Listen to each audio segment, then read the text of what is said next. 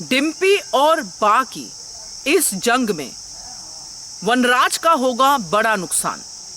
नमस्कार दोस्तों, स्वागत है आपका आपके अपने चैनल हंग्री स्पिरिट्स में। हंग्री स्पिरिट्स देख रहे सारे दर्शकों का मैं अंजू शर्मा दिल से स्वागत करती हूँ। डिम्पी और बा की शुरू से ही नहीं बनती है, क्योंकि दोनों की नेचर एक समान है। दोनों ही मुंह फट है, किसी का लिहाज नहीं करती हैं और कह देती हैं जो कहना होता है। दूसरे को जला के, दूसरे को बिल्कुल रुला के इनको बड़ा मजा आता है और अपनी ओर से ये कहती हैं कि ये इंसान है। तो इन दोनों की फितरत तो बदलने से रही दोस्तों, मगर इनकी इस फितरत की वजह से घर के अंदर एक बड़ा नुकसान हो सकता है, और जो सीधा सीधा वनराज से रिलेटेड है। तो वो क्या नुकसान हो सकता है, ये मेरा अपना ही अंदाजा है दोस्तों, क्योंकि मैं नहीं चाहती कि वो नुकसान हो, मगर हालात उस तरफ बढ़ रहे हैं दोस्तों। सरकमस्टांसेस एक दूसरे के साथ ऐसे ही जुड़ते हुए दिखाई दे रहे हैं। चलिए बात करते हैं। पहले वही निवेदन, जिन्होंने अभी तक चैनल को सब्सक्राइब नहीं किया है कर लीजिए। साथ में दोस्तों बेल आइकॉन दबाइएगा ताकि आपको हमारे वीडियोस के नोटिफिकेशन मिलते रहें। तो समर डिम्पी की शादी हो गई, विदाई हो गई। विदाई के समय पे डिम्पी बहुत रो रही है, बहुत रो रही है, जैसे कि पहली बार उसकी विदाई हो रही है। पहले खुद विदाई करवाई थी, घर से भाग गई थी, फिर भी माँ का दिल पिघला और माँ ने आके आशीर्वाद दिया। अब विदाई हो रही है और मन में क्या चल रहा है? आंखों से आंसू है, मगर मन में ये चल रहा है कि आगे मुझे लड़ाई कैसे करनी है, कैसे बा को बातें सुनानी है, कैसे बा के ईंट का पत्थर से जवाब देना है। और बरखा रानी उस पर एड ऑन कर रही है।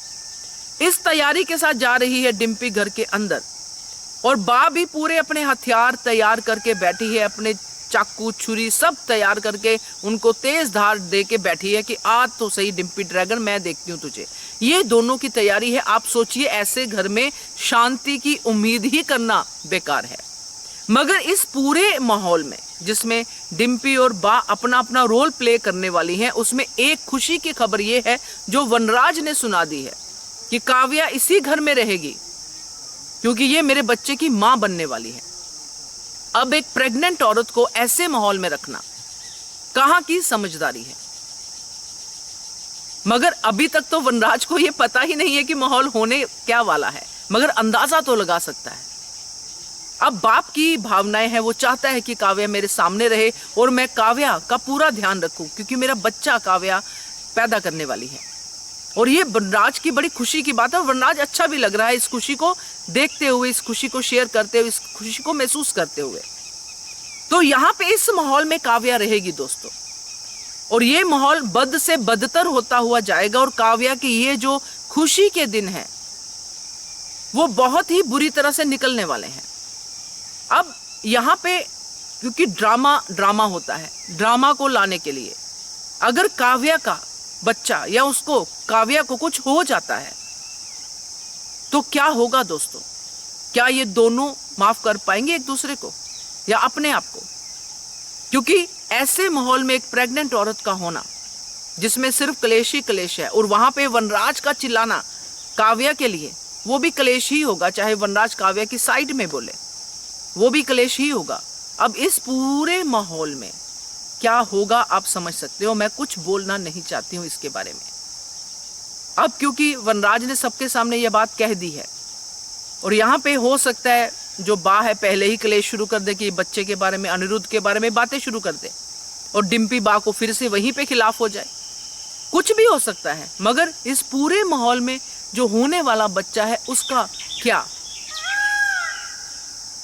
तो मुझे बहुत डर लग रहा है इस बात को सोचते हुए भी।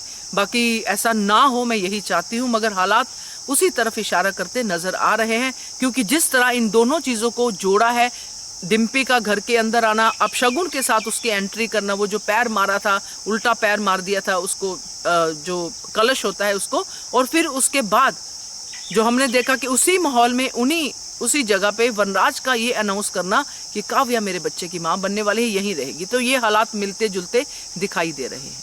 क्या कहते हो आप इसके बारे में कमेंट कीजिएगा। देखते रहिए channel hungry spirits. Thank you so much. Subscribe to our channel by clicking the subscribe button. Click the bell button and enjoy the latest uploads from our channel.